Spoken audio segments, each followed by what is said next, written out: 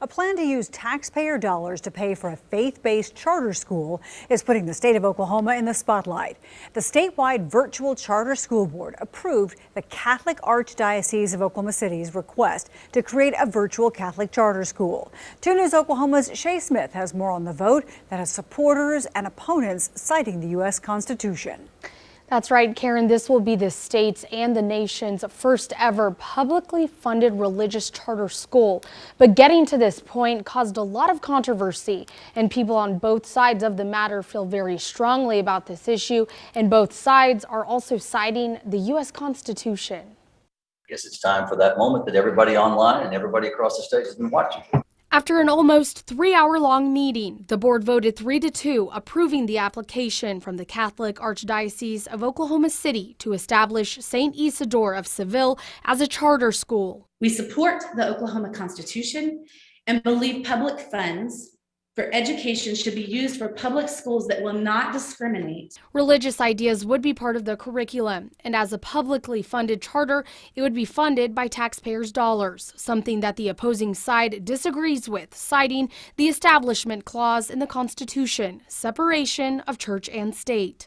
Publicly funding religious education forces taxpayers to pay for religious instructions that may not align with their own beliefs. However, supporters of the approval say religious schools cannot legally be excluded from charter funds. It's clear to me that as a constitutional law scholar, that one, the state cannot deny public funding to religious entities simply because they're religious. The Supreme Court has repeatedly made clear 3 times in the last 6 years alone that programs just like this cannot exclude religious organizations from participating. That is just fundamental First Amendment federal constitutional law. Both sides using their interpretation of the Constitution to back their vote.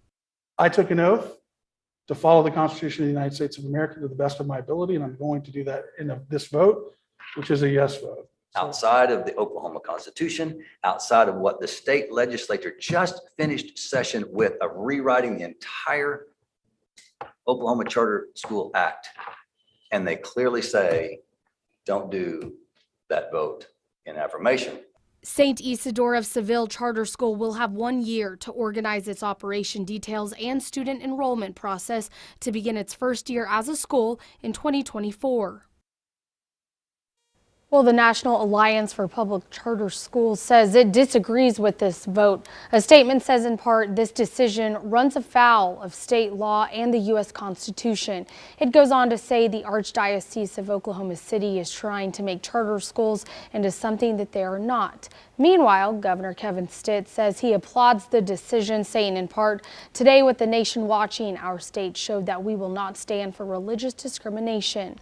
However, the ACLU says they are already planning legal action to stop the school. We'll continue to follow this story and keep you updated. In studio, Shea Smith, 2 News Oklahoma.